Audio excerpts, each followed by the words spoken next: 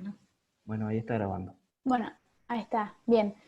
Bueno, primero que nada, hola a todos y todas, bienvenidos y bienvenidas a un nuevo encuentro de este Congreso hacia la Universidad del Futuro.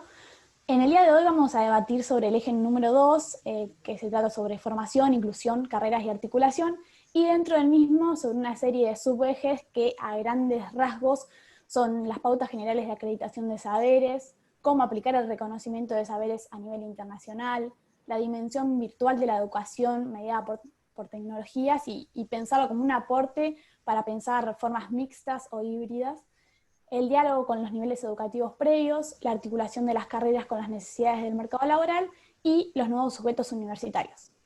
A continuación, los expositores, en principio Mónica Marquina, que es miembro de CONEAU, Fabián Irazar, que es ex decano de la Facultad de Ingeniería de la UNICEN, Marcelo García Diegues, que es docente del Departamento de Ciencias de Salud de la UNS, y por último Javier Orozco, que es vicerrector de la UNS.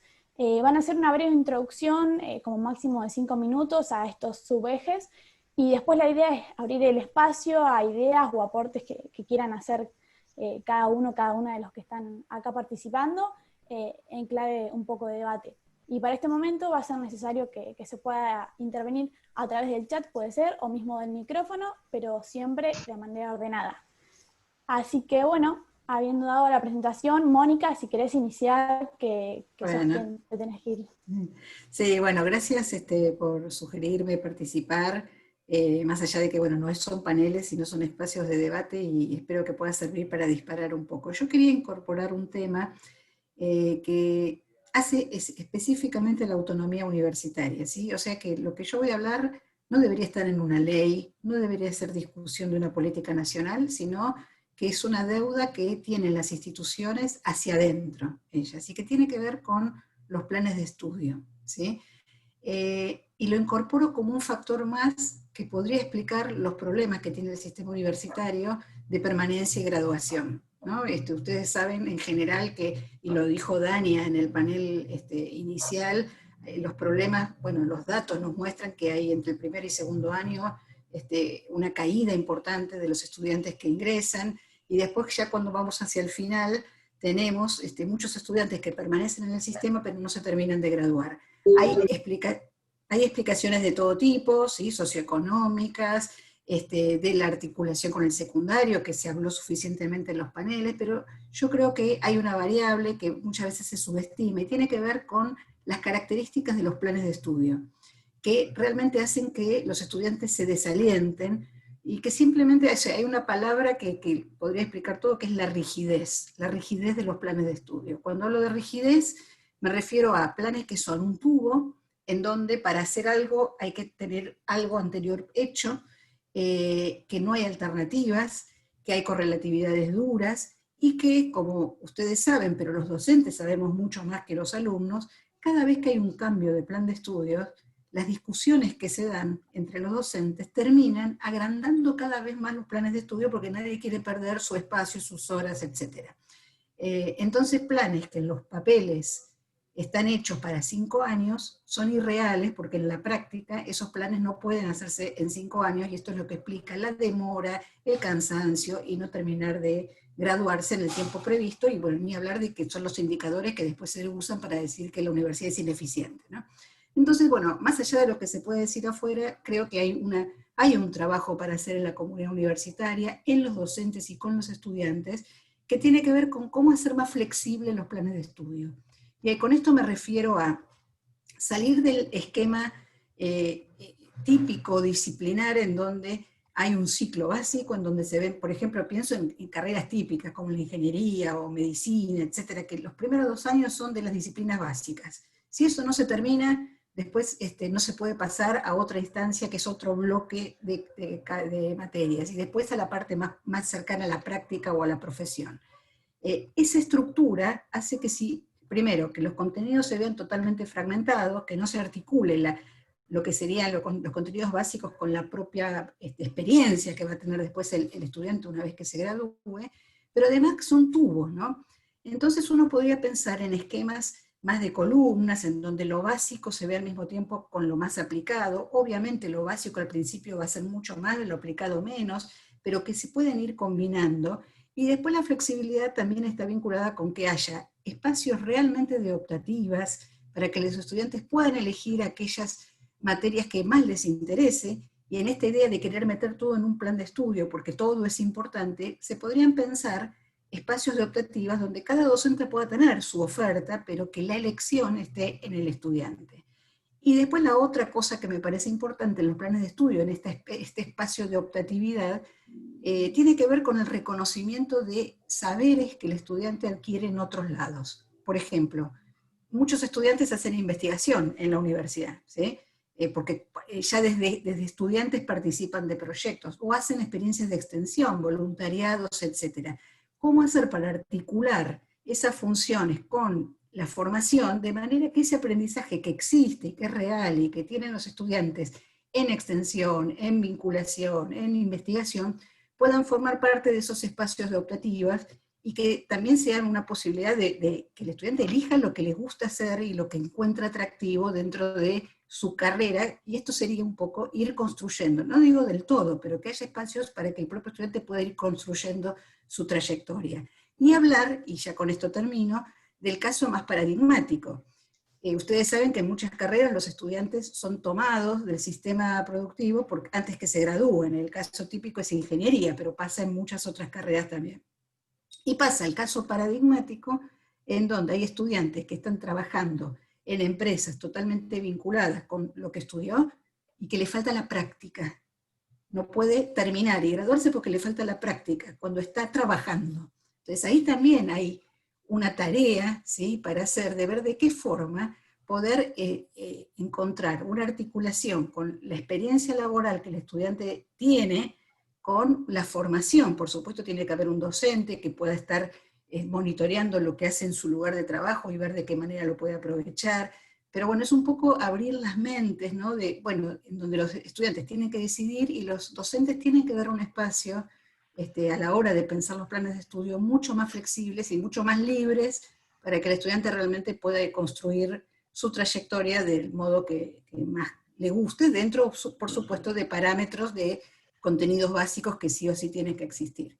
Bueno, este era un poco el planteo que quería dejarles para que discutan, y que es una discusión de la universidad. Acá nada tiene que ver el Ministerio de Educación, ni el Congreso de la Nación, ni nada, sino son decisiones de las carreras y de las instituciones. Muy bien, Mónica, muchas gracias. Marcelo, ¿querés seguir?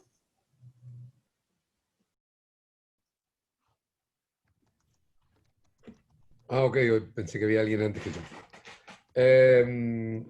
Bueno, la verdad que, como se suele hacer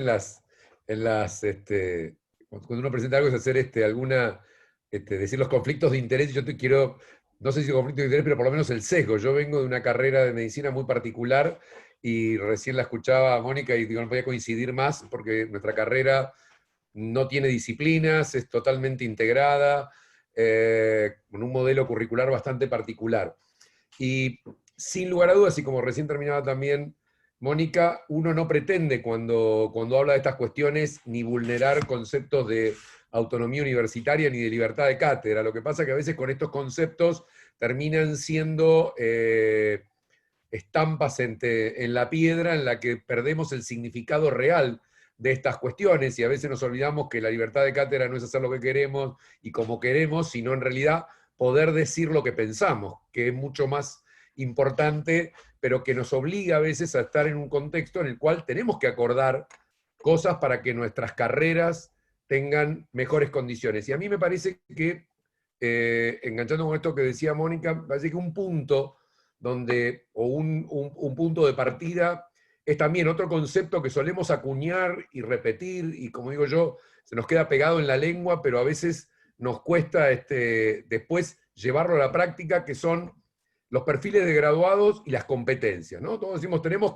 currículos en competencia, pero después que paso a la primera hoja donde están las competencias, me encuentro una lista del tubo que recién decía Mónica, ¿no? La lista de asignaturas, todas disciplinares una tras de otra, con un camino que uno no puede seguir. Entonces, decía un educador americano que no es las palabras que usamos, sino cómo las usamos en la práctica, lo que significa. Entonces, las competencias me parece que son una cosa importante cuando uno empieza a poder ponerlo en acciones, y esto va de la mano del currículo y de los planes de estudio. Si yo no puedo traducir esas competencias a un modelo curricular que promueva el desarrollo de competencias, terminan siendo una enunciación más una expresión de deseos que una realidad. Y cuando digo que tienen que ir relacionadas a los planes de estudio de los currículum, creo que apunta a tres cosas. Una, que creo que ya la mencionó Mónica y me parece muy importante, que es la ruptura de la rigidez curricular, entrando en un modelo de flexibilidad que nos lleva a dos cosas. Una, las disciplinas, y las disciplinas propias que uno considera como las habituales en una profesión, el poder salir de esa mirada de la caja y pensar que hoy los profesionales necesitan nuevos saberes, pero eso no tiene que significar lo que un amigo mío solía decir, que era la obesidad curricular. Es decir, como hay nuevos saberes, agrego sin sacar ningún otro. La realidad es que lo que tengo que pensar es cuáles son los que van a necesitar nuestros profesionales cuando se gradúen. Un estudiante que entra hoy a los 18 años va a ser un profesional pleno dentro de 15 años. Entonces yo tengo que darle herramientas, no solo saberes y contenidos que en esos 15 años se van a modificar muchísimo. Por lo tanto, la importancia está en generar herramientas, generar competencias, cuáles son los nuevos saberes que va a necesitar. Y esto necesita un currículum flexible. Es cierto, entonces cuando uno dice, ¿cuál es la vinculación de esto con las normas? Tal vez nuestras normas nos tienen que permitir mayor cambio y flexibilidad curricular. Hoy estamos atados entre acreditación y acreditación a que a veces nos cuesta tocar un plan de estudio. Entonces yo creo que si las normas tienen que ver esto y en valor de la autonomía universitaria, deberían permitirnos mayor flexibilidad. Por supuesto que haciéndolo transparente, por supuesto que informando. Pero nuestras carreras tienen que tener no solo flexibilidad en los trayectos, sino flexibilidad en el cambio a medida que se incorporan nuevos saberes. Y dos elementos más, y con esto cierro. El primero, que tiene que ver con la necesidad de vincular estrategias de aprendizaje que tengan que ver con estos saberes. Necesitamos pensar en estrategias de aprendizaje, en métodos de enseñanza que piensen más en las necesidades de los y las estudiantes, que estén centrados en el estudiante, que piensen en que tienen que estar pensados para lograr que aprendan lo que tienen que aprender, que desarrollen las competencias, que, como decía Mónica, tengan en cuenta que no son tablas rasas, sino que son gente que viene con saberes del secundario, de la casa, de experiencias personales, de la familia, porque su papá, su mamá hace tal o cual cosa, o porque estuvo vinculado en un club, o lo que sea. No son gente que viene vacío. Entonces, esa flexibilidad también tiene que trasladarse a las estrategias de aprendizaje que permitan que la agenda del estudiante esté en el momento de aprender. Y esto no puede desvincularse del tercer elemento que me parece clave, que es la evaluación. Hoy hablábamos antes de empezar que la evaluación no puede ser una cosa desvinculada del proceso de aprendizaje. Yo doy una cursada y después está lo que tengo que estudiar 2 meses que no estaba en la cursada para poder rendir un examen final. Eso es un contrasentido educativo. El examen final o la evaluación debería ser una verificación de aprendizaje para que el estudiante ajuste, no una valla que el estudiante debe atravesar. Una vieja frase decía que cuando uno preguntaba qué significan las evaluaciones, si le preguntamos al común de la sociedad, entiende que son sus garantías para que un profesional tenga la formación que debe tener. Si le preguntamos a los estudiantes, nos contestan, son cada una de las vallas que tengo que saltar para llegar a ese título anhelado. Y cuando le preguntan a los profesores, son los únicos que no saben qué contestar.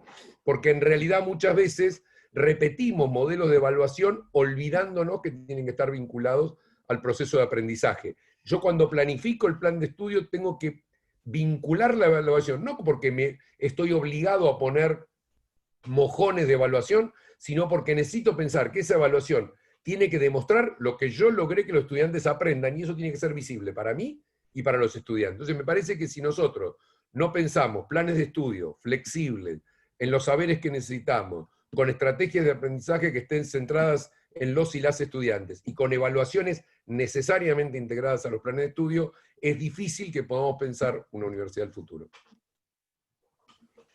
Bueno, Marcelo, muchas gracias. Javier o Fabián, quien quiera seguir, quien quiera continuar. Javier. Bien. Vale. Parece coordinado, pero no ha sido, en honor a la verdad. Algunos de los temas que se mencionaron recién van a ser influidos claramente por esta universidad en el futuro, que no podemos apartarnos de una universidad post-pandemia. Es decir, lo que nos está pasando hoy nos va a impactar en los próximos años y posiblemente ese impacto nos haga asumir conductas en algunas de las cuestiones que nosotros desarrollamos a diario, que alguna de esas decía Coco recién, y que me gustaría dejar este tema a consideración de ustedes. Nosotros normalmente realizamos procesos de verificación, de validación, de certificación y finalmente de acreditación.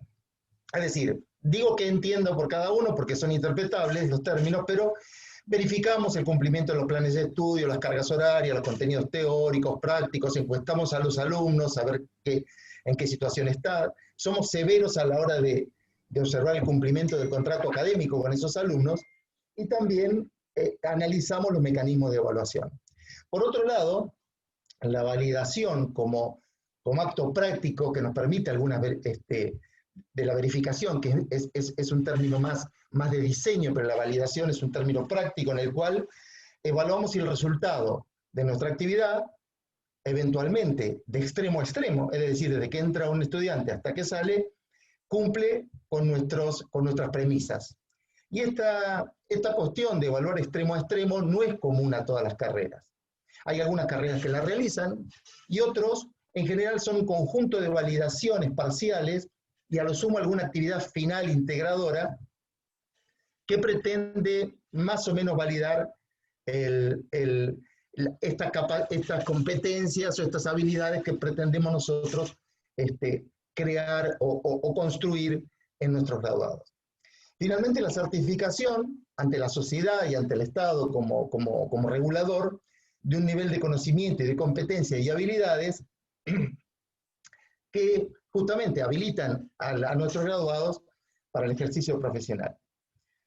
Y por último, la acreditación, que mostramos que la universidad es competente para cumplir con nuestra misión y que desarrollamos nuestra actividad con calidad educativa, ¿no? Porque nos ajustamos a algún estándar y permitimos que se nos audite para verificar el cumplimiento de estos estándares. Bien, dicho esto, tenemos que enfrentarnos ahora a una realidad que nos sorprendió, que nos invadió, y todos estos procedimientos quedaron afectados por la pandemia, donde todos hemos asumido cierta laxitud en nuestros férreos usos y costumbres y nos asomamos a una realidad contradictoria.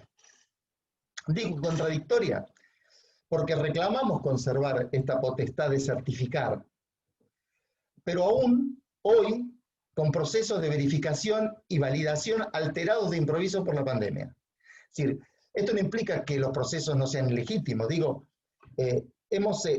quizá hemos explorado y quizá hemos encontrado un nuevo camino. Si así fuere, realmente podremos validar y certificar lo que hemos logrado. ¿Qué nuevos escenarios estamos dispuestos a adoptar a futuro? En base de la valoración que hace de nosotros hoy el nuevo estudiante que encuentra una realidad diferente. Los nuevos empleadores, la nueva sociedad y los nuevos aspirantes, no solo los estudiantes. ¿Qué está viendo un aspirante hoy de una universidad? Como dato, nosotros en una semana de inscripción tenemos más inscriptos más aspirantes que quizás que todo el año, con todo lo que se inscribieron en todos los mecanismos de inscripción del año pasado. Prontamente vamos a tenerlos. Entonces digo... Javier, perdón, te queda un minuto. Dale. Ahora vienen las preguntas. Se ha quebrado la restricción de proximidad. Se ha desdibujado la territorialidad de las instituciones. Esta característica facilita la inclusión. ¿Es realmente la brecha digital un factor sustantivo para nuestra aprobación estudiantil o no lo es? ¿Podremos reconocernos entre todos efectivamente como actores en un marco global donde la presencialidad indispensable no está relacionada a la localía? Es decir, donde podremos delegar en otra institución algunas actividades presenciales para que localía y universidad no sean sinónimos. ¿Asumiremos el riesgo de jerarquizar lo virtual? Porque ante la valoración positiva de algunas de las cuestiones que conlleva para nuestros aspirantes, libertad horaria, disminución de traslados, podremos generar planes diferentes, y ahí me asocio a lo que decía Mónica Coco, podemos tener un modelo de plan a largo plazo y no cortoplacista, donde aún con optativas tiene que caber durante la estancia del graduado en la universidad, podremos graduar y garantizar un espacio de formación permanente. Digo, las nuevas generaciones piensan su vida diferente, piensan su mundo laboral en forma diferente. Podremos enfrentar entonces lo que hoy se llama uberización o netflixación de la formación superior, donde un estudiante puede armar un menú y ofrecer conocimientos certificados por diferentes actores para determinados trabajos que no requieren justamente una certificación tradicional. ¿Estaremos capacitados para competir contra ese mercado? ¿Ven ustedes que ese mercado está muy cercano, por ejemplo, en áreas como la computación, que se mencionaba hace un tiempo? Es decir, yo traigo un menú de cursos hechos en diferentes instituciones y digo, mire, no tengo un título certificado por ninguna universidad, solo estos cursos. ¿Usted cree que sé? Pruébeme. Creo que ese es un futuro que nos va a golpear después de la pandemia, porque nosotros mismos hemos dicho que hemos usado la virtualidad y que seguimos siendo casi tan buenos como siempre. Porque si no, nuestros graduados corren un riesgo, y lo que tenemos algunos años, ya lo hemos vivido, donde leíamos un aviso que decía, se solicita ingeniero graduados año 1900XX y XX abstenerse. Bueno, Javier, muchas gracias. Fabián, por último. Bueno, yo voy a hablar desde otro punto de vista quizás, y mirando un poco retrospectivamente la influencia que han tenido las acciones de CONIAU y sobre todo de las asociaciones de las distintas carreras en normalizar demasiado los planes de estudio. Es decir, yo creo que la influencia que ha tenido sobre un formato, diría, de baja autonomía, dado fundamentalmente por las propias universidades, no solo por las... ha tenido bastante influencia en esto que nos está pasando de tener casi todos los mismos problemas.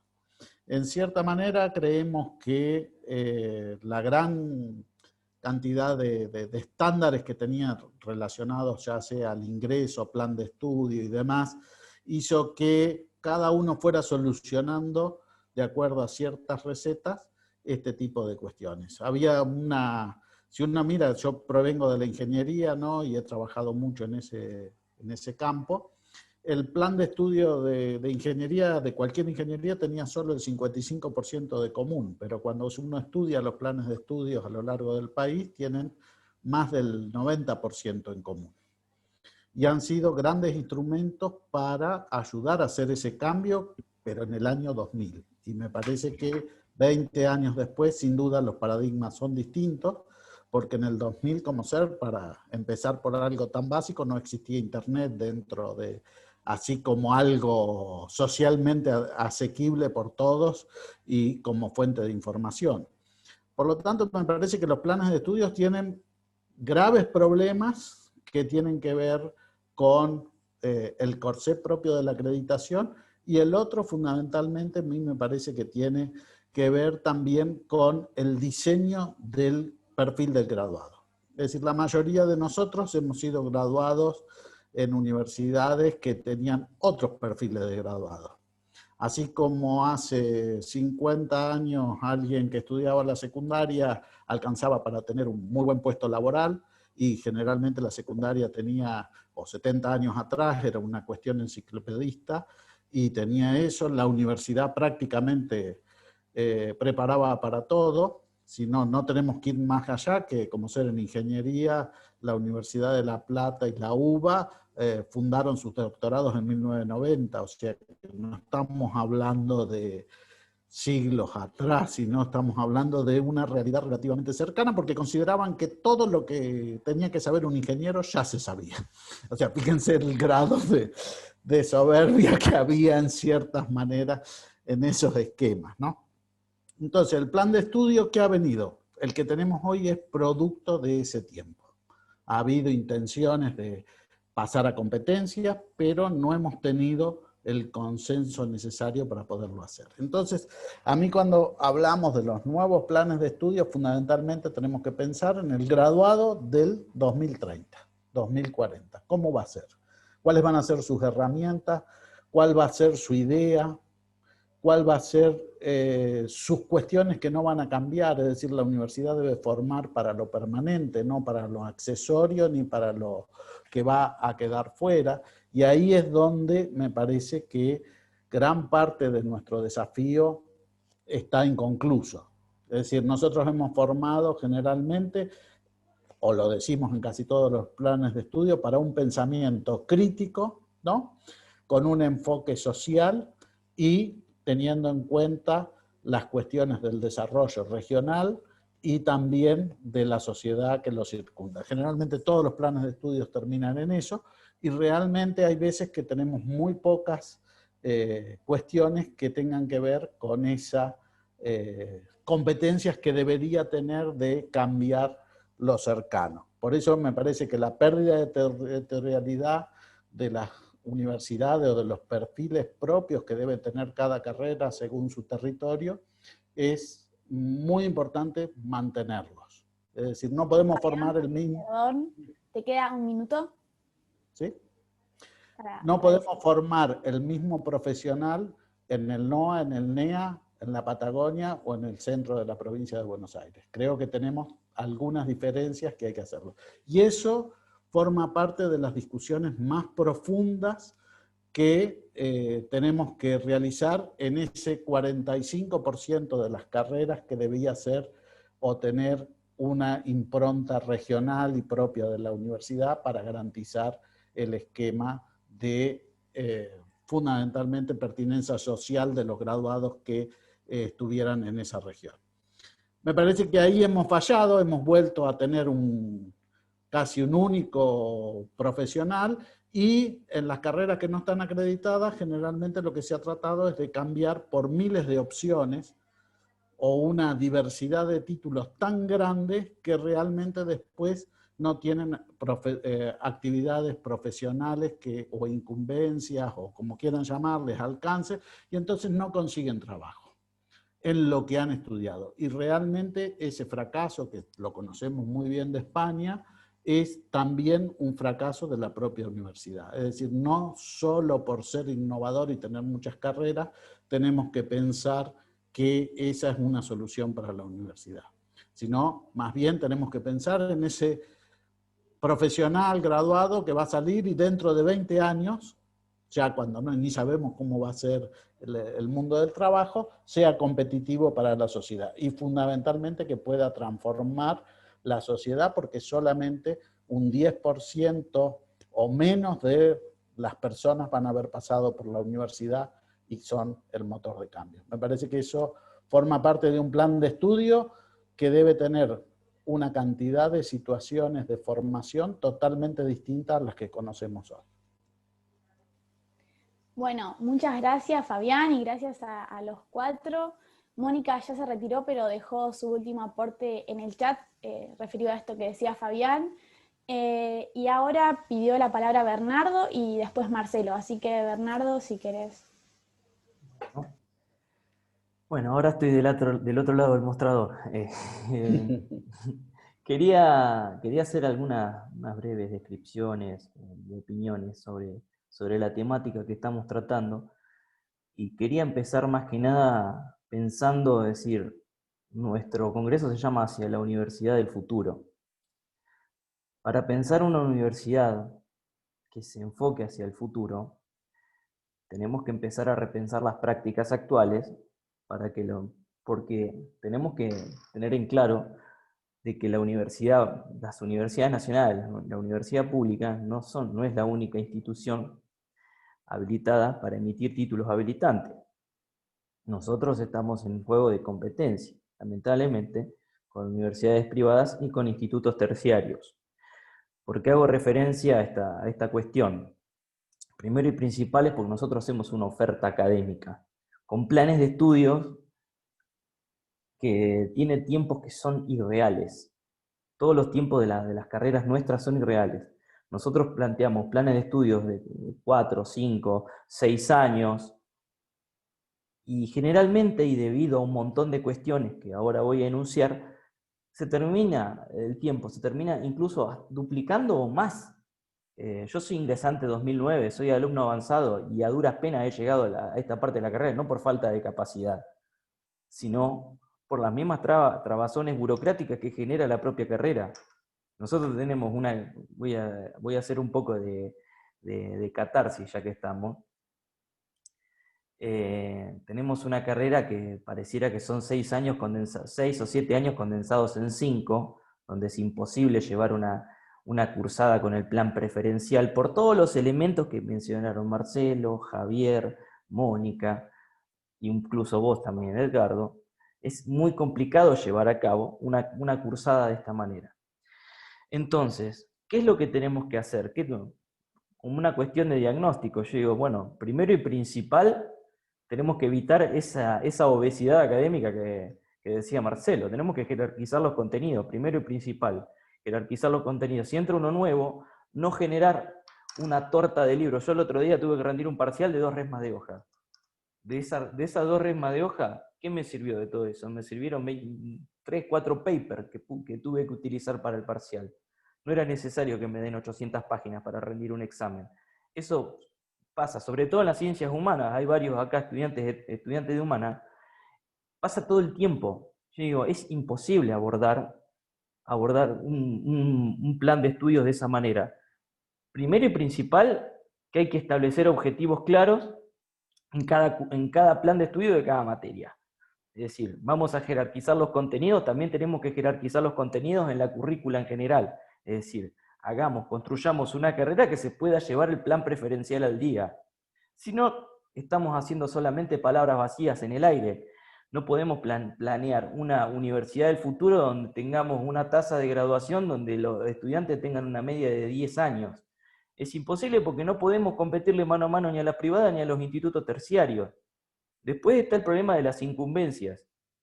Vuelvo otra vez a la cuestión del testimonio personal. Nosotros estudiamos una carrera interdisciplinaria porque tenemos contenido yo soy estudiante de historia, tenemos contenido de la sociología, tenemos contenido de las ciencias políticas, y mi título de habilitante solamente me permite dar clases en las escuelas secundarias. Porque ni siquiera, o sea, al no estar acreditado en CONIAU, el profesorado universitario, tampoco puedo dar clases con mi título en mi propia casa de estudio que me gradúa. Es decir, corremos en total desventaja cuando un instituto terciario, para la misma acción que vamos a llevar adelante como docentes, tiene graduados en 4 años, que se gradúan con mayor puntaje. Entonces, ¿por qué seguimos sobrecargando a los estudiantes, poniéndole valla tras valla con los exámenes finales eternos que nos ponen, para cuando llegamos al mercado laboral ya estamos viejos, desgastados y encima sin experiencia? O sea, no cumplimos con ninguno de los parámetros que exige el mercado laboral capitalista moderno. Por eso también es necesario, y me gustaría que comente también Javier, hay un proyecto que lo están llevando, lo quieren llevar al Consejo Superior Universitario en la Universidad Nacional del Sur, que es de unificación de trayectos. A grosso modo, Javier sabe mejor de este tema, y Coco también, y Andrea también, pero bueno, me gustaría que Javier comente un poco de este tema, porque también es una cuestión de que permite enfocar de diferente manera la currícula, con diferentes objetivos. Yo personalmente estoy a favor de la trayectoria por acreditaciones. Soy un convencido de que hay que establecer las titulaciones de grado de 4 años, para que después, teniendo una titulación de grado de 4 años, se puedan especializar en investigación al debido tiempo, ¿verdad? Con una trayectoria asequible, no una trayectoria académica de 10, 12 años. Digo, titulación de grado de 4 años, y después para adelante que se pueda especializar, pero mientras tanto ejerciendo la labor, el trabajo para el cual su título lo habilitó. Así que, Javier, me adelanto un poco también a que Coco levantó la mano. Cuando te toque o cuando quieras, si podés, amplía un poco este tema. Muchas gracias. Sí, puedo hacerlo, Coco, también perfectamente. Coco lo tiene muy claro el tema también. Y ya lo introdujo el tema, así que podemos hablar entre los dos o él, con toda entidad. Bien, genial. Gracias, Bernardo. Y Marcelo, si querés continuar. No, yo corto porque yo en realidad no iba en esta línea necesariamente. Y es más, bueno, en esto de que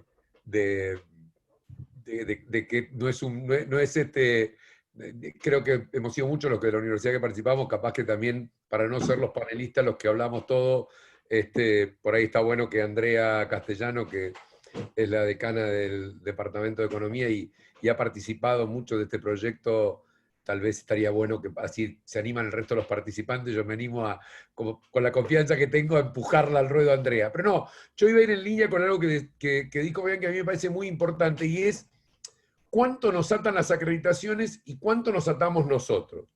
Yo creo que yo el mayor problema que veo en la acreditación es la incapacidad de hacer ajustes interacreditación, que si bien hay alguna resolución ministerial que ahora flexibilizó eso, no lo tomamos presente. Pero yo creo que hay mucho de nuestros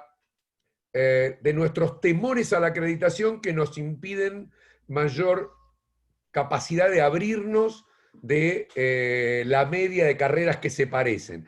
Y también la dificultad que tenemos cuando nos toca escribir los estándares como unidades académicas, de tratar de poner estándares que marquen líneas en lugar de poner modelos de planes de estudio marcando casi hasta las disciplinas. Hay algunos estándares que marcan hasta casi las disciplinas que tienen que estar contenidas en un plan de estudio, cuando en realidad deberíamos probablemente tener estándares más grandes, más abiertos y que nos permitan. Digo, uno puede animarse. Si uno mira el ejemplo de medicina, y en esto voy a hacer como Bernardo, un tanto autorreferencial, como solemos hacer habitualmente, porque es lo que más conocemos, lo que nos pasa a cada uno de nosotros en medicina, la gran mayoría, como decía Fabián, 80% de las carreras se parecen mucho, y se parece a la que estudié yo hace 40 años, porque pese a todas las mejoras que hemos hecho, mantenemos ese esquema disciplinar que arranca con medicina, histología, fisiología, bioquímica y etcétera.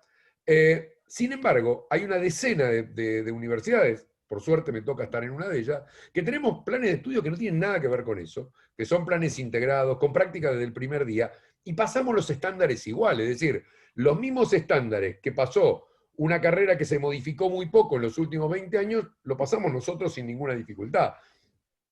Porque creo que también, cuando nos toca hacer pares evaluadores, tenemos que mirar más allá de esta cuestión de decir cuáles son los elementos que dan cumplimiento a un estándar y cuál es nuestro imaginario de cómo debe ser. Es decir, los estándares requieren nuestra interpretación como pares. Creo que tenemos una gran labor en esto de permitirnos salirnos de este esquema temeroso a veces de... Yo recuerdo en alguna época que me tocaba asesorar en desarrollo de planes curriculares, cada vez que me llamaban de una institución privada, el tema era, copiemos una que esté acreditada si no tenemos problema, digamos. Entonces esta cosa de repetimos el plan que ya hizo otro, digamos. Me parece que en esta mirada de Universidad del Futuro tenemos que permitirnos, cumpliendo los estándares, salirnos con mirada regional, como dijo Fabián, salirnos con mirada de perfil, porque también podemos tener perfiles distintos, es decir, enfocados a una u otra área. En todas las áreas profesionales podemos tener más o menos enfoque a una u otra cosa. Yo creo que esta es una tarea docente que tenemos que hacer hacia adentro de nuestras propias unidades académicas y hacia otras, y que creo que en esto sí tenemos que pedir a la CONEAU que nos dé menos miedo salirnos de esto, y que creo que este es un gran trabajo que tenemos que hacer, entender que la calidad no pasa por hacer todo lo mismo. Esto que digo me parece muy importante que no lo perdamos de vista. Creo que es clave que entendamos que no es CONEAU sí o no, sino es a calidad haciendo lo que cada uno tiene que hacer en el ámbito que le toca, o en el espacio territorial que nos toca. Bien, Marcelo, gracias. Andrea, bueno, algún comentario, ya no me queda opción. No, yo quería hacer una reflexión vinculado al problema que planteó Bernardo, que en particular en la Universidad del Sur, sobre todo en las carreras humanísticas, es realmente serio, y algo que tiene que ver obviamente con lo que hablaron todos los expositores. A mí me parece que existe bastante consenso respecto de las características de los planes de estudio del futuro. Me parece que cuando uno discute, aún entre diversas disciplinas, creo que está claro lo que marcaba Mónica al principio, de un plan que no sea rígido, de un plan en donde los estudiantes desde el primer año se acerquen a la disciplina que eligieron para estudiar, que tenga incorporación de actividades prácticas desde el inicio, un plan centrado en las necesidades de los estudiantes, como decía Marcelo. Bueno, comparto todos los aspectos que marcó Javier también, pero a mí me parece que hay que reflexionar también, resumiendo en esa línea, tal vez tenemos en claro el sentido del cambio y cómo tenemos que cambiar los planes, pero me parece que tenemos muchas rigideces en el sistema universitario y dentro de cada, en el caso de la Universidad del Sur, de cada departamento y en el resto de cada facultad, para modificar lo que tenemos. Y por eso vale el comentario que hacía Marcelo. Creo que la carrera de medicina de la Universidad del Sur es un modelo completamente diferente porque nació así y porque fue nuevo de entrada, porque se buscaron experiencias exitosas del resto del mundo y se trataron de adaptar a la realidad argentina. En cambio, los que ya venimos con una estructura que arrastra o que viene con planes de carreras creadas hace muchos años, yo creo que cuesta mucho más y que gran parte de las dificultades está en la discusión adentro de la universidad, ¿no? Las restricciones de los propios profesores que ya tienen un esquema respecto de que, bueno, ellos dan esas materias o hay que dar esto, y todo eso son contenidos imprescindibles. Cuando nosotros arrancamos ya, tuvimos varias discusiones del plan de economía en la UNS, el último es 2018. Si uno mantuviera, porque la tendencia es, agrego lo nuevo, hago modificaciones, pero no saco nada de lo que ya está. Y eso es una pelea permanente. Y me parece que eso debe pasar, porque lo veo en otras carreras de la UNS, en el sistema también, ¿no? Me parece que tenemos que encontrar algún incentivo que provoque este cambio en las carreras que ya vienen con una estructura de muchas décadas. Simplemente para agregar una dimensión más, porque creo que gran parte del problema está en nosotros mismos. Bueno, Andrea, muchas gracias. Carlos, Frank, levantó la mano. Hola.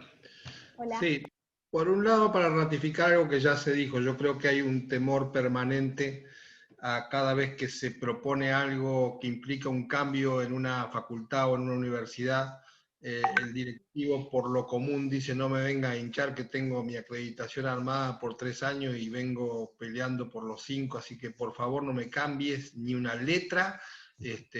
Sí reconozco desde el inicio de la CONEAU que lo más útil que vivimos fueron las propias autoevaluaciones. Algunos después nos quejamos a nosotros mismos porque nos pusimos una vara muy alta, que después nos empezaron a exigir aquello que dijimos que íbamos a hacer. Pero yo les iba a contar una cuestión que es anecdótica casi.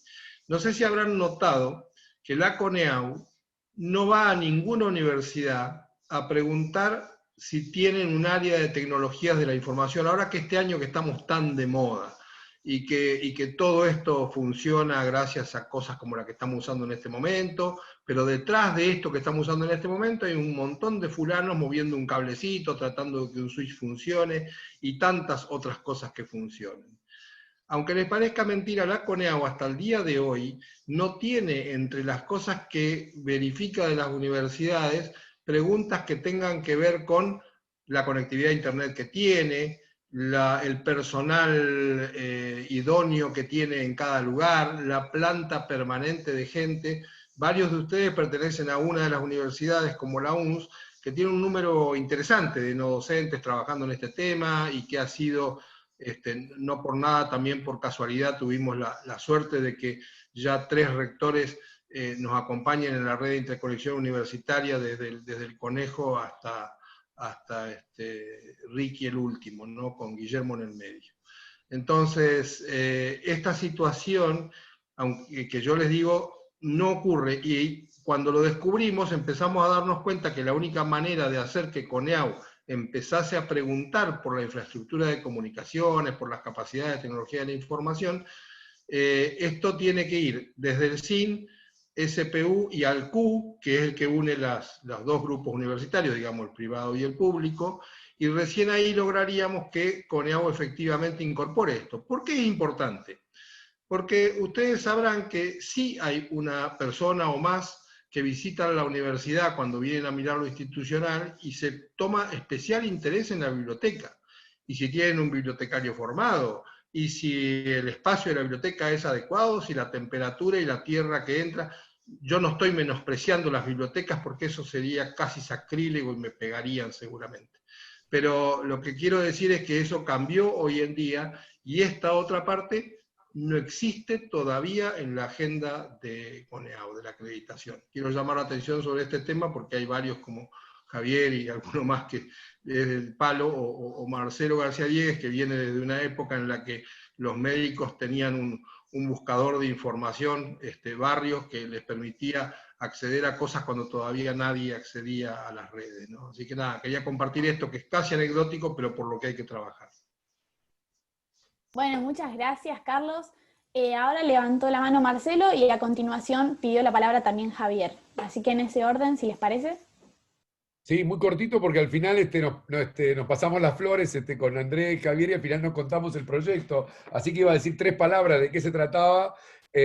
Básicamente lo que trabajamos durante todo el año pasado con un grupo de gente liderado por Andrea, Javier, respecto de los cursados, es un concepto en el cual romper esa lógica de cursamos y rendimos como si el final, esa demostración de saberes finales, fuera lo único válido y el cursado fuera, además, de hecho, cuando uno lo hace libre, prácticamente como que ni siquiera necesita de ese cursado, entendiendo que todo el paquete del aprendizaje tiene que estar unificado, prácticas y teorías y las evaluaciones. Entonces, básicamente tienen 3 conceptos. Uno, que todos los espacios curriculares tienen que tener una evaluación de proceso y que esta evaluación de proceso tiene que estar incluida. Es decir, la nota final no puede construirse exclusivamente a partir de un final integrador, sino que tiene que incluir el proceso y que el momento en el cual los estudiantes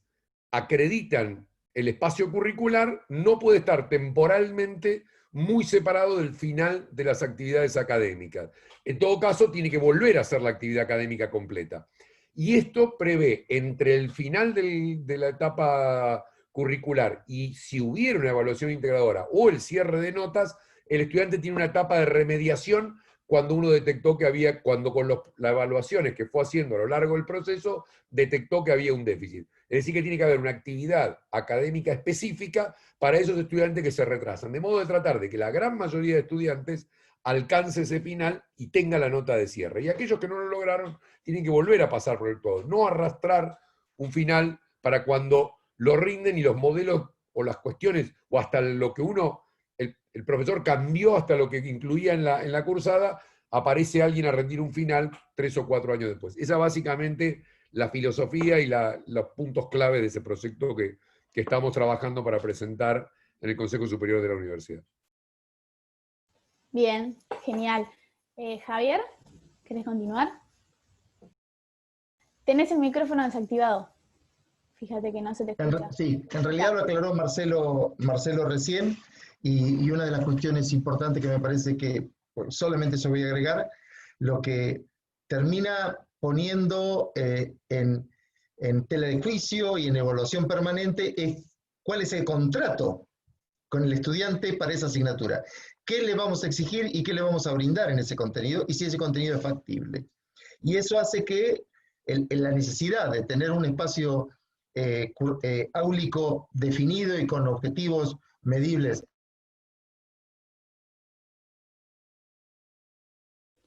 No sé qué pasó, que se silenció. No, me mandé el moco yo. Quise a alguien vamos y a analizar, Ahí volvamos a analizar, pongamos en análisis y pongamos en valoración qué estamos pretendiendo como contenido para una determinada asignatura. Eso creo que es un adicional como objetivo que me parece que me gustaría remarcarlo con respecto a lo que decía Coco, que fue muy completo. Nada más. Bien, gracias. Por el momento no, nadie ha pedido la palabra. Ah, bien, ahí Fabián, lo veo. Te aprovecho a saludarlo, Fabián, que hace mucho que no lo veía. Sí, hace tiempo. Cuando Ya te he visto, lidiábamos sí. en los primeros años de acreditación, peleando a ver qué iba a pasar. ¿Te acordás? Sí.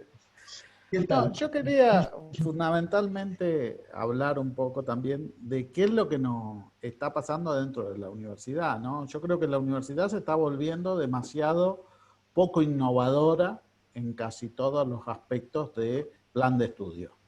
Y en eso voy a decir algunas cosas, como ser que en la Universidad de Sur, en la carrera de Javier, tuvieron en 1960 una clase que se llamaba un curso de computadoras, cuando ni existían las computadoras. O sea que es más que interesante ver ese tipo de cuestiones. Nosotros, en ese sentido, creo que tomamos algunos aspectos dentro del diseño curricular, como fue lo optativo, ¿no? Y lo optativo, tarde o temprano, se va transformando en cursos que son formales exactamente iguales a los cursos tradicionales, ¿no? Nos cuesta demasiado. Otra cosa, ¿cuánto podemos dar de un plan de estudio que se acredite de saberes acreditables? Es decir, tengo los chicos que participan en un congreso. ¿Cuánto le acredito de eso? Porque es una experiencia vivida, ¿no? ¿Cuánto le acredito a los que participaron del concurso internacional sobre modelos económicos o el de relaciones internacionales en el concurso de la ONU o los de historia contar la historia de tu pueblo, todas esas cosas que aparecen? ¿Qué le doy? ¿Le doy una materia? ¿Qué le doy? Esta es la pregunta central.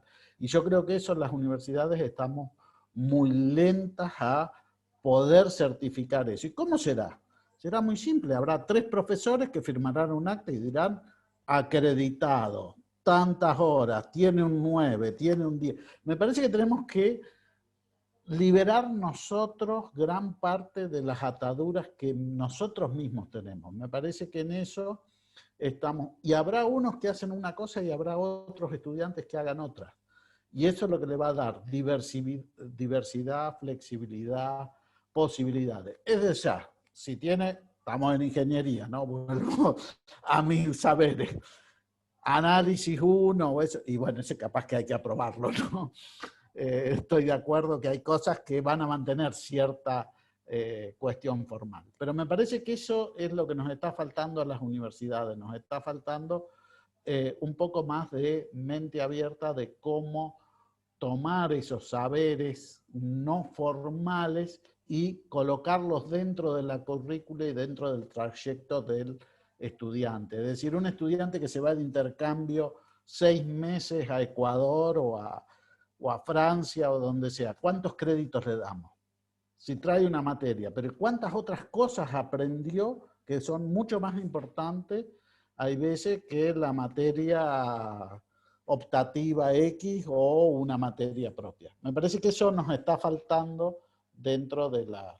Y quisimos hacerlo, porque vamos a decir allá con Javier y eso, como sea, nosotros hay un acuerdo de toda la provincia de Buenos Aires donde nos reconocemos todas las materias que hagamos en otras facultades de trayectos de ingeniería.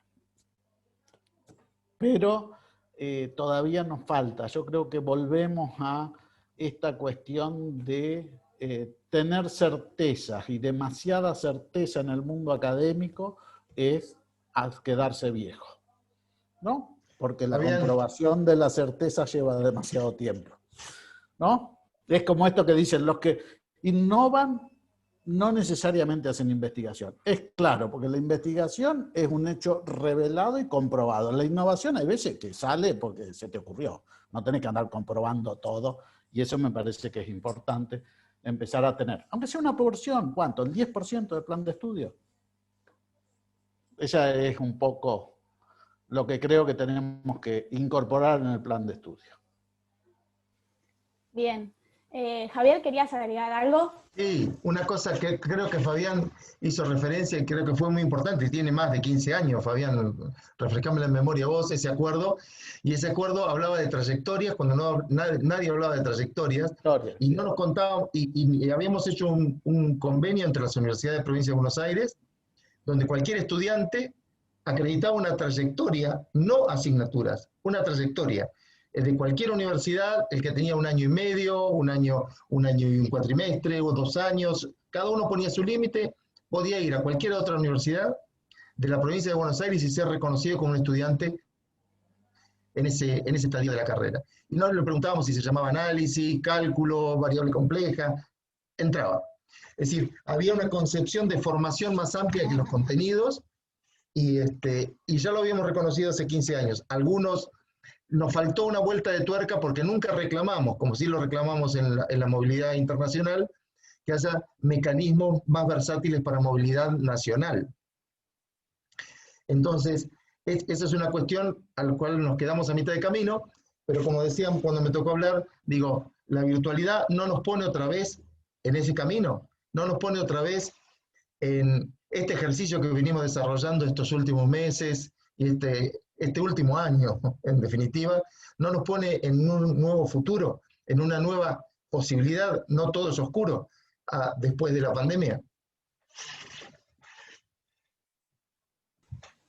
Bueno, gracias Javier nuevamente. Recuerdo que quien quiera pedir la palabra puede hacerlo vía chat o puede abrir el micrófono en este momento. Si no, mientras tanto voy a hacer un breve aporte que no va en línea de lo que venían diciendo, sino que refiere más al subeje de los nuevos sujetos universitarios y pensar cómo lograr una universidad diversa y plural. Y creo que la base está en justamente entender a la universidad como un conjunto de personas diferentes que tienen valores y actitudes, intereses y conocimientos que son únicos e irrepetibles también, y que se desenvuelven o se van a desenvolver en contextos laborales, personales y profesionales que también son diferentes. Y en esta línea me parece que la comunidad universitaria tiene la obligación de respaldar las políticas públicas ya diseñadas en torno a este tema, y el desafío también de servir como ejemplo para el resto de la sociedad. Es necesario, me parece, trabajar de manera articulada entre todas las universidades y sus unidades académicas para implementar la perspectiva de género, el cupo laboral trans, entre otras cosas. Porque me parece que la universidad del futuro debe ser una universidad en la que estemos todos. Así que ese era mi breve aporte, un poco diferente a lo que se venía diciendo, pero no quería dejar de compartirlo para que también nos invite a reflexionar.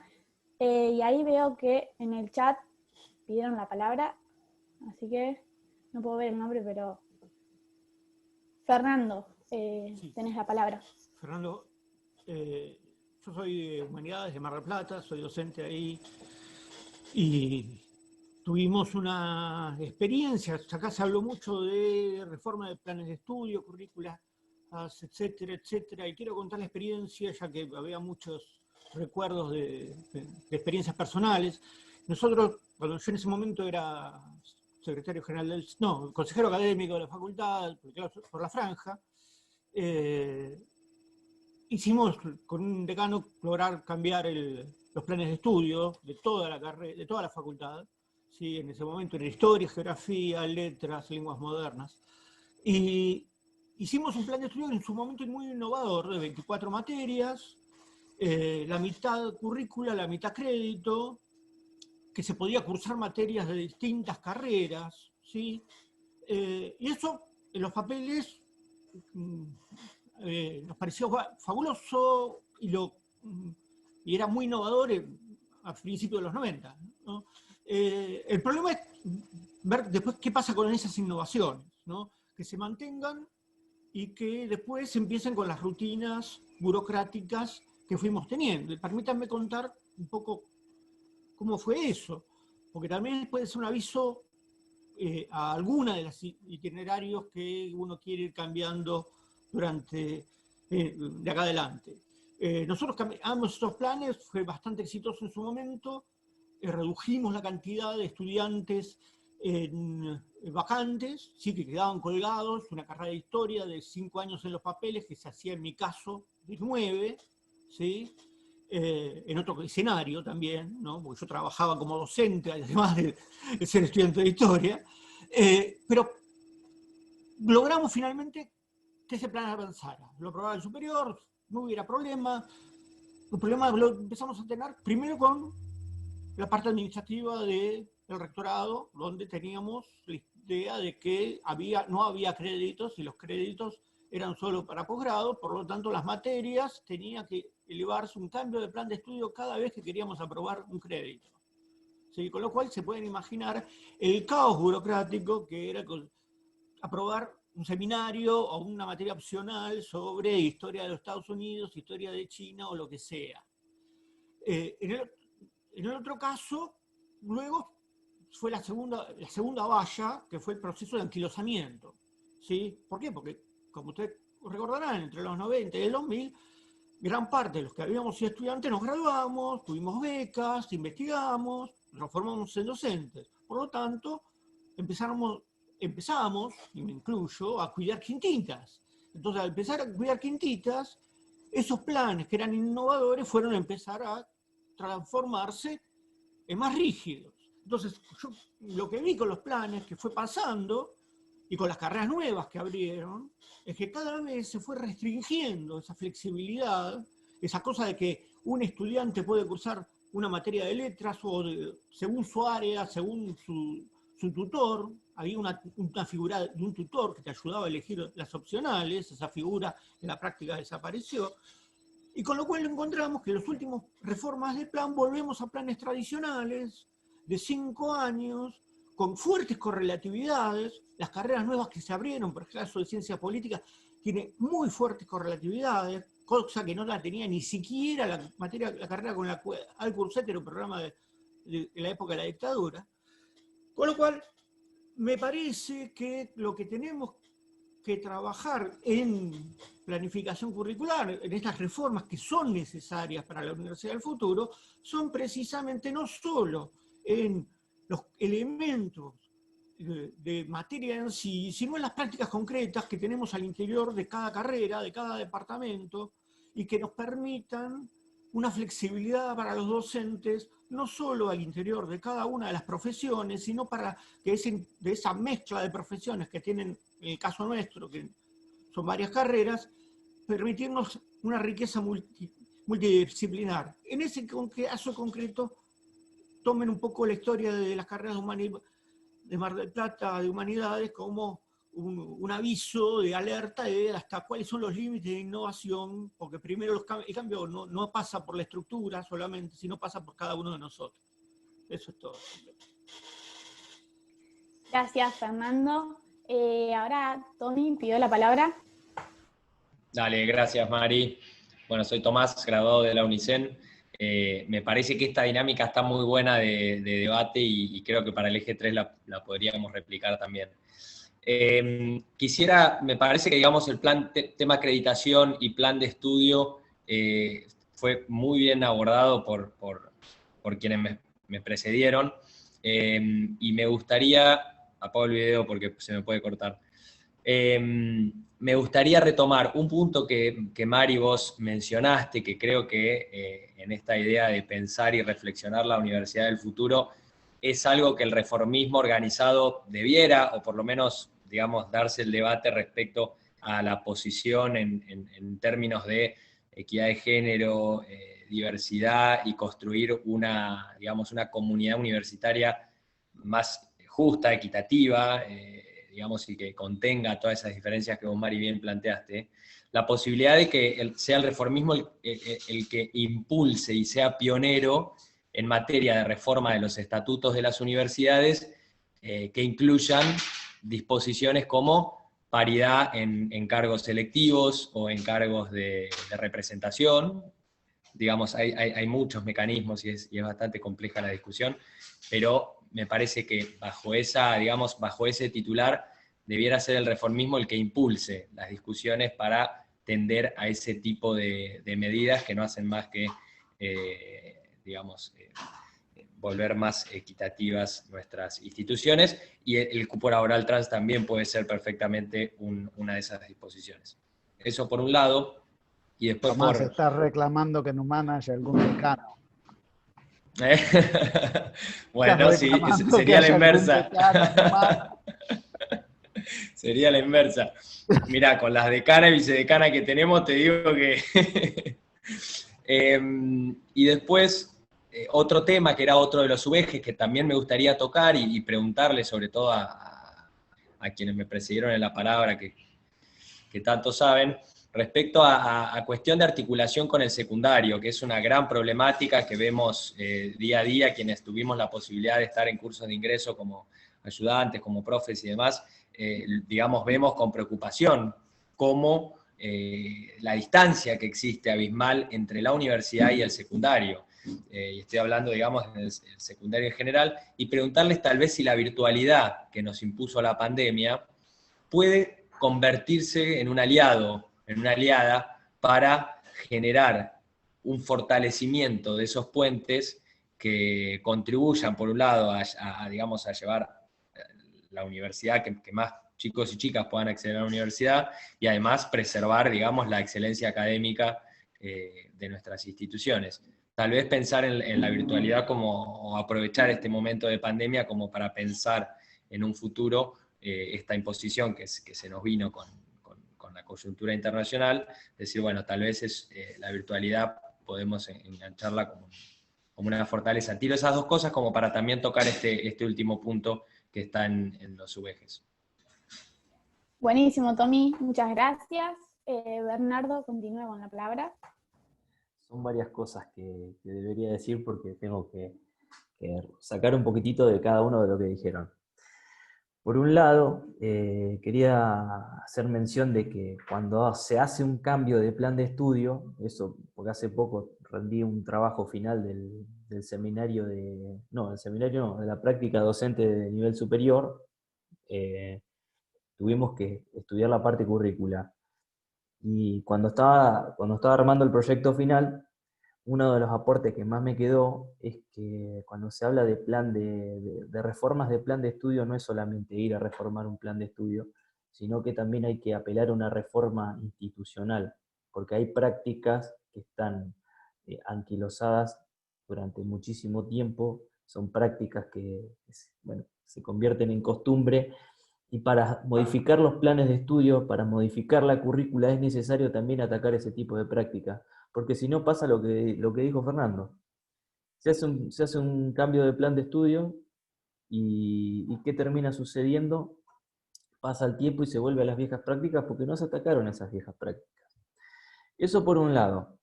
Por el otro, quería hacer un poquitito de autobombo que respecto a los nuevos sujetos universitarios, en nuestra universidad y también tomando el modelo de León Cuyo, lo que hicimos fue hacer baños universales, inclusivos. Bueno, nosotros presentamos el baño inclusivo y bueno, un sector del peronismo que está metido nunca me sale, el observatorio de género nos quiso voltear el proyecto y llegamos a un acuerdo común y terminaron siendo baños no binarios. Eso por otro lado. Y en un tercer punto, quería también hacer mención a una cuestión que dijo Tommy, de que va a ser fundamental para los ingresantes 2021 el acompañamiento que va a tener el acompañamiento que va a tener que ejercer la universidad, que va a tener que trascender más allá de un curso de nivelación, que va a tener que trascender más allá de un examen de ingreso. La universidad va a tener que cumplir el rol de secundario bis, por lo menos hasta que los estudiantes se adapten a ser estudiantes universitarios. Vamos a tener una camada de que no terminó la secundaria como la terminamos todos nosotros, y en cierto punto el contenido ese no va a terminar estando de los egresados secundarios. Y bueno, yo no tengo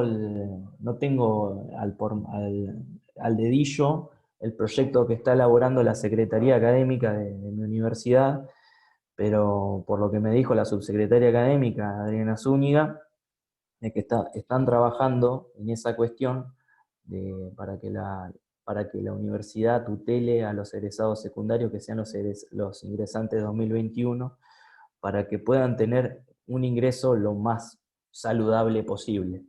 No sé si alguno de los que están acá quieren comentar alguna cuestión al respecto, si en sus universidades se está haciendo algo por el estilo, pero si no lo están haciendo, que lo piensen como una política universitaria para llevar a cabo, me parece que es muy necesario.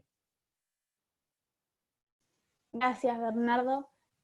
Ahora tiene la palabra Juan, que la pidió por el chat. Sí. Bueno, hola, buenas tardes para todos y todas. Bueno, soy Juan Escujuri de la Universidad de Mar del Plata, soy docente como Fernando en la Facultad de Humanidades y también en la Facultad de Derecho. Y teniendo en cuenta lo que había planteado María y Tommy, lo que fue saliendo en esta segunda parte del encuentro, teniendo en cuenta lo rico de los aportes de la primera parte con respecto al tema de, entre otros, plan de estudios y acreditación, me parece en esa línea, digamos, que los reformistas pensando en la Universidad del Futuro, cómo profundizar esa agenda, ¿no? Es decir, no solo la agenda de fortalecimiento de trayectoria de los ingresantes, pues digamos es una realidad para quienes trabajamos en el primer año o en los primeros años, digamos, tomándolo a los 3 primeros cuatrimestres, digamos que los niveles de abandono son importantes y en este sentido debemos, por lo menos nosotros y desde este espacio, que estamos comprometidos con la universidad pública y con el derecho a la educación,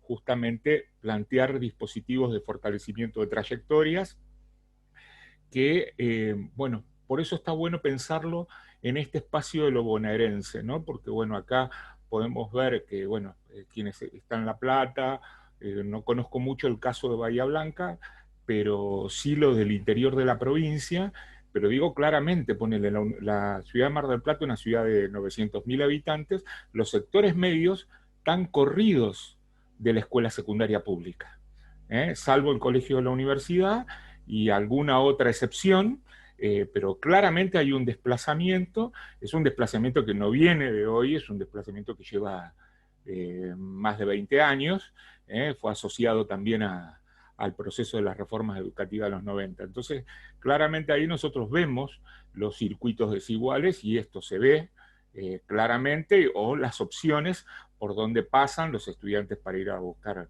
las carreras de las ingenierías general. Bueno, y, digamos, yo trabajo en una asignatura en Derecho que tengo 470 estudiantes entre 450 y 500 estudiantes por cuatrimestre. Es decir, pasan entre 800 y 1000 pibes, ¿no?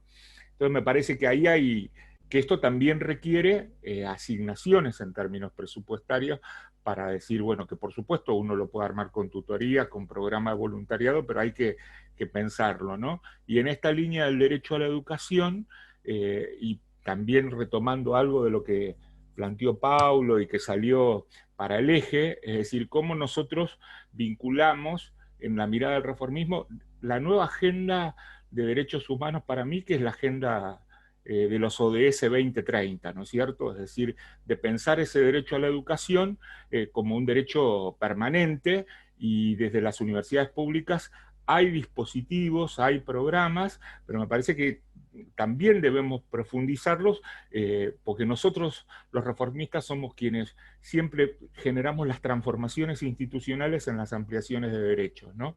Y me parece que en las universidades nacionales de la provincia de Buenos Aires y en otras del sistema hay experiencias en este sentido para programas de fortalecer derecho a la educación en contextos de encierro, es decir, lo tiene el UNICEN, algunos participamos en el programa de Mar del Plata, experiencias más pequeñas, bueno, la de La Plata tiene alguna, y después hay otras experiencias que son más conocidas, digamos, pero me parece que en esa línea, por un lado, y por otro lado, la experiencia de educarse para la vida y el lugar que tienen las universidades populares, o en otros casos había otros programas, que a mí me parece que la idea de universidad popular que, bueno, que se recreó en la experiencia de Córdoba, nosotros en Mar del Plata estábamos llevando algo muy acotado con Sindicato de Empleados de Comercio, pero bueno, es una experiencia, en ese sentido me parece que hay que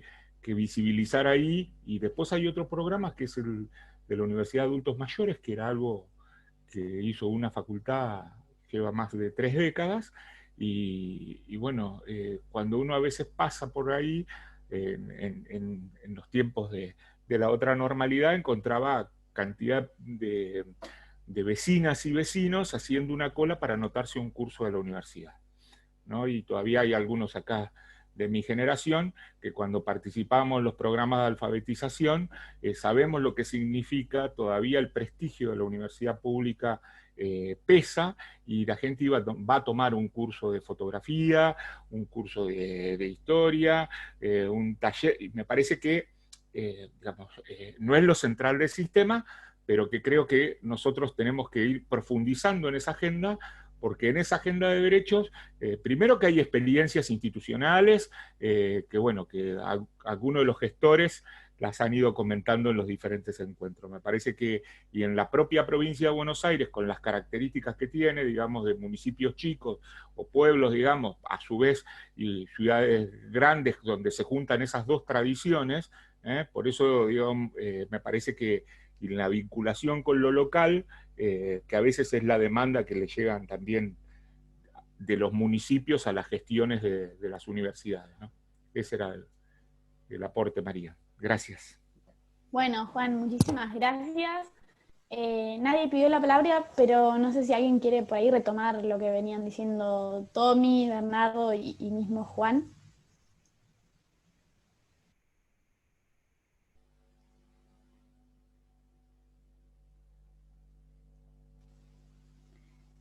Porque bueno, si en todo caso no hay nadie más que quiera aportar,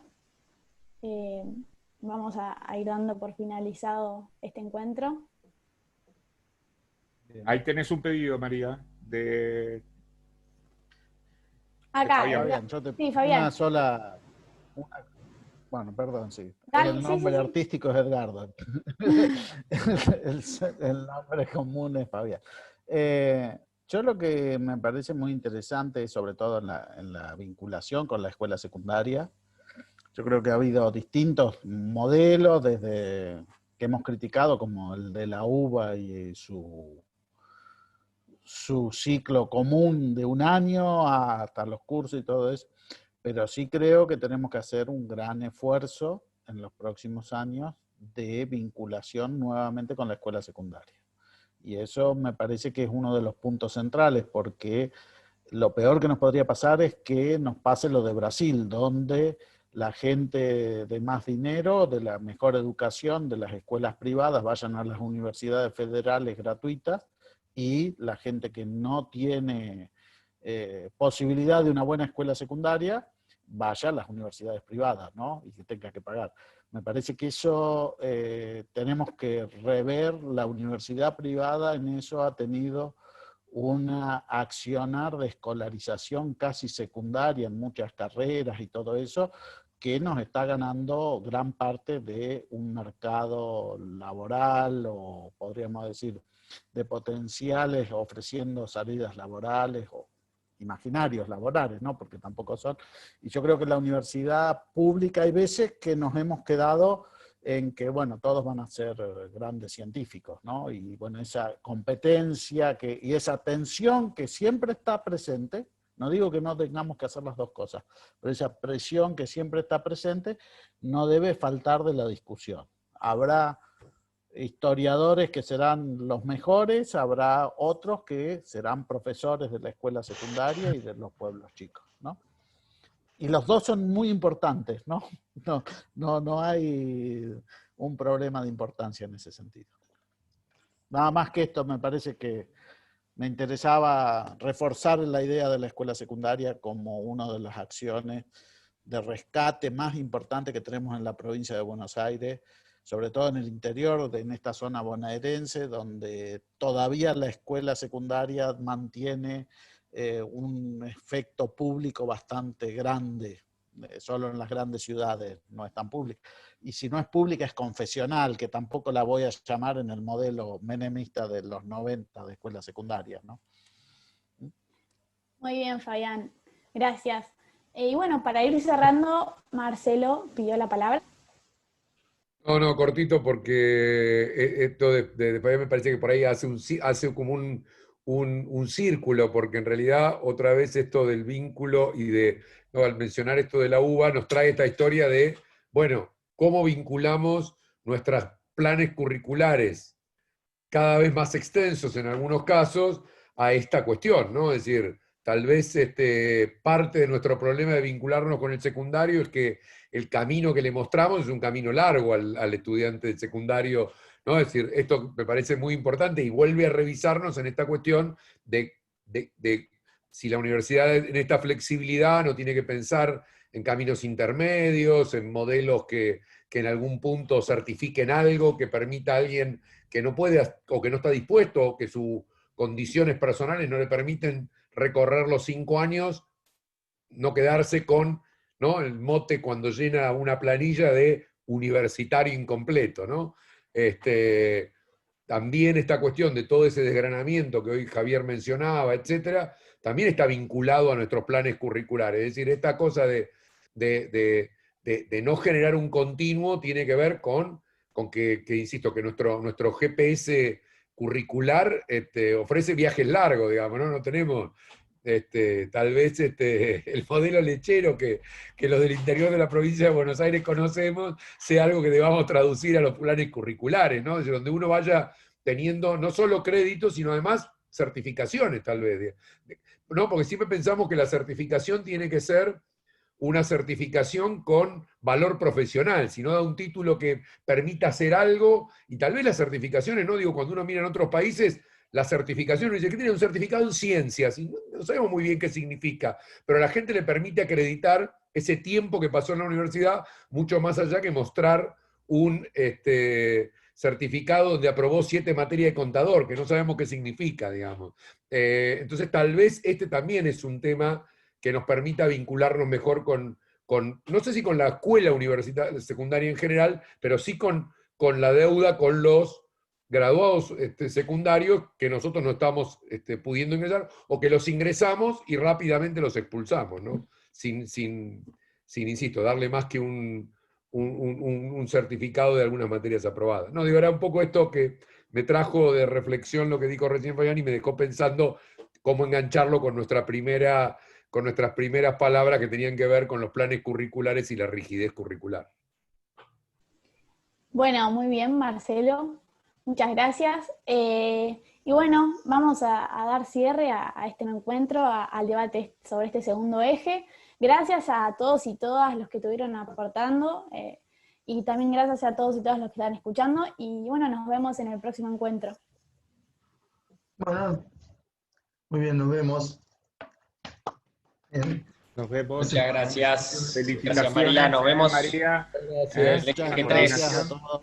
Gracias. Saludos. Gracias, Adiós. Marcelo. Muy bueno, Mari. Chau, chau. Chao. Chao, adiós.